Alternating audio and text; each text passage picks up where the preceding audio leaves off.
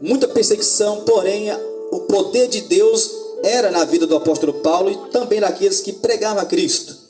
E eu não quero me delongar para não gastar tempo no contexto aqui, mas eu quero pregar rapidamente as 3 mensagens dos apóstolos, ou as 3 mensagens centrais dos apóstolos.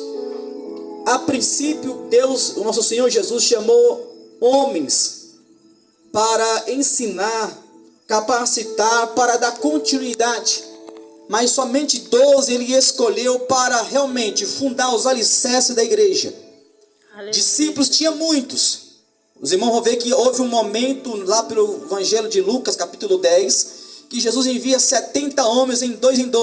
Então discípulos existiam muitos. Discípulos é aqueles que são aprendizados, que estão iniciando, aqueles que vieram a Cristo, que estão aprendendo. Apóstolos já são pessoas mais aprimoradas, aprendidas, que irão estar à frente de trabalhos. Pois bem, os apóstolos de Cristo, eles tinham 3 mensagens principais na sua boca. Dentre muitos temas de mensagens, 3 principais os apóstolos pregavam. E eu quero falar um pouquinho de cada uma dessa noite. Como introdução, eu quero que os irmãos entendam que os apóstolos tinham uma mensagem central, um assunto único, que era Cristo. Ele tinha uma mensagens centrais e uma mensagem única. Qual que era? Falar de Cristo. Aonde nós lemos aqui, 1 Coríntios, capítulo 1, versículo 23, diz que mais nós pregamos a Cristo. Veja que Paulo fala isso, não é por acaso. Ele fala com clareza. Quanto a nós, ou seja, no plural, pregamos a Cristo. Por quê? Já naquela época existiam várias religiões. E muitas pessoas pregavam um evangelho que não era o de Cristo. Muitos pregavam de um Salvador que não era Cristo.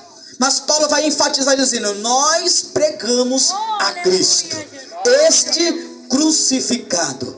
Existiam as religiões dos gregos, aonde tinha um monte, aonde os deuses deles moravam naquele monte chamado Olympus. Tinha os deuses dos romanos, 1 milhão de deuses aonde eles adoravam. E outras religiões que já existiam naquela época. Jesus não veio trazer uma religião, ele veio trazer evangelho, boas novas. É a vontade de Deus para a humanidade. E ele, como a palavra encarnada, no Evangelho de João, no capítulo 1 a seguir, diz que ele é o verbo, ele é a palavra, ele é as palavras de Deus encarnada que andou nessa terra. Para quê? Para trazer a vontade de Deus para o homem. E uma das vontades de Deus é a salvação da humanidade. Pois bem, tenho que correr. Pois já existiam muitos que pregavam outro evangelho, mas só existe um evangelho. O apóstolo Paulo, se você for continuar lendo as cartas dele, vai ver que ele diz assim: se alguém vier pregando um outro evangelho, que seja anátema, ou seja, maldito. Ou seja, só existe um evangelho que pode salvar o homem, o evangelho de Cristo. Por isso que ele enfatizava dizendo: quanto a nós pregamos a Cristo e esse crucificado. A primeira mensagem que os apóstolos de Cristo, a igreja primitiva em si, pregava, a primeira mensagem era a mensagem da cruz. Ou seja, era a mensagem do resgate da raça humana.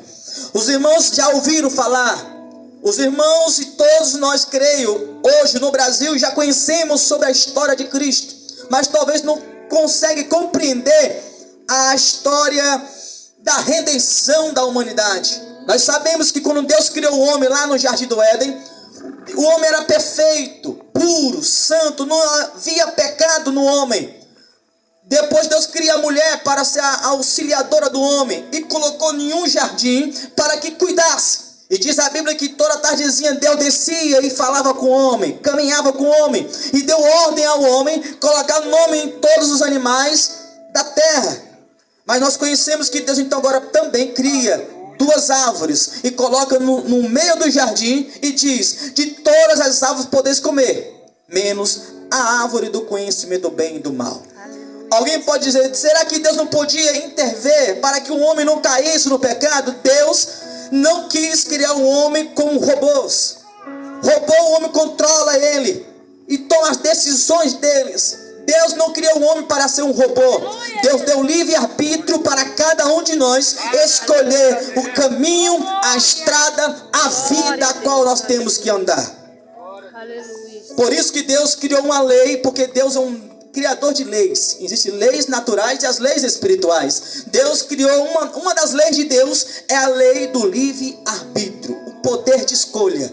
Deus deu ao homem desde o início o poder de escolha. As duas árvores, Deus está dizendo, você tem o poder de escolher, de comer do bem e do melhor, ou de comer daquela árvore que vai só trazer ruína e destruição. Não foi do dia para a noite.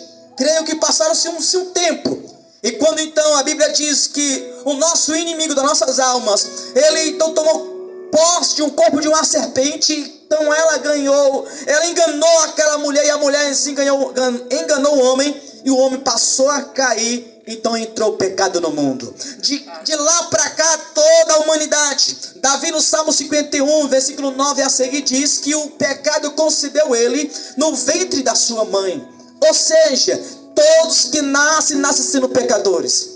Todos que nascem com essa semente do pecado.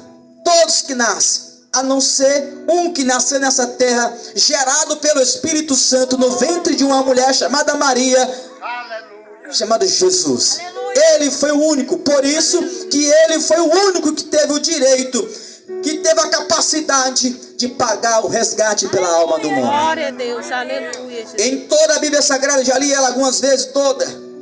E eu não encontro, em toda a Bíblia Sagrada, você vai encontrar um homem caindo, se afastando.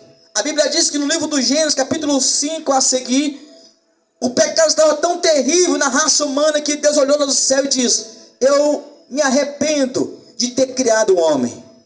Deus se entristeceu tanto com a raça humana e disse que o meu espírito não vai estar para sempre com o homem.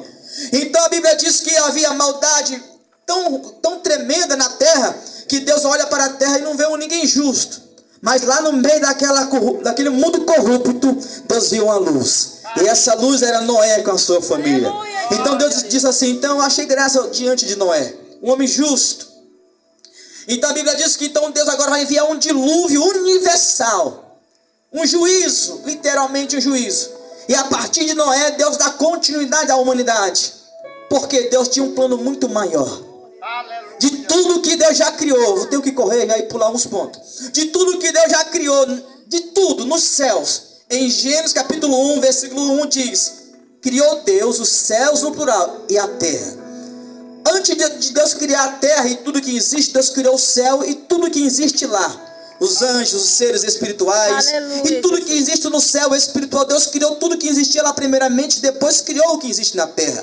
De tudo que Deus já criou, nunca houve ninguém como essa pessoa que está do teu lado. Aleluia, Jesus. Se eu entendo aquilo que eu já li na Bíblia, de estudos, eu entendi que de tudo que Deus já criou na eternidade e aqui na terra, não existe ninguém como você. Aleluia. Deus, de tudo que Ele já criou, os anjos, os seres espirituais, as plantas, os vegetais, e tudo que existe de lindo nos céus e na terra, foi a única que Deus olhou para mim. Em Gênesis 1, 26 e 27 diz: criou Deus o homem, a sua imagem e a sua semelhança. Não existe ninguém parecido com Deus, a não ser esse homem, essa mulher, essa pessoa que está do teu lado. Você é parecido com Deus, você é a imagem e semelhança do Senhor. É por isso que o inimigo das nossas almas um dia tentou destruir o plano de Deus para a humanidade, mas 2000 anos atrás, Deus, para reconstruir o plano, oh aleluia, para reconstruir o plano que Ele tinha conosco, Ele enviou um bem mais precioso que Ele tinha até então, Jesus Cristo, para morrer por mim e por você. Aleluia, Jesus. Glória a Deus. Aleluia. Então a mensagem central dos apóstolos era que Jesus, Ele veio morrer pela humanidade. Em toda a Bíblia Sagrada do Velho Testamento, os homens tentaram, os reis tentaram levar o coração do homem a Deus e não conseguiram. Os profetas tentaram levar o coração do homem a Deus e não conseguiram. Os sacerdotes tentaram levar o coração do homem a Deus e também não conseguiram. Foi necessário, diz o escritor aos Hebreus, de um sumo sacerdote chamado Jesus descer aqui nessa terra e com o único sacrifício trazer a salvação à humanidade. Porque no Velho Testamento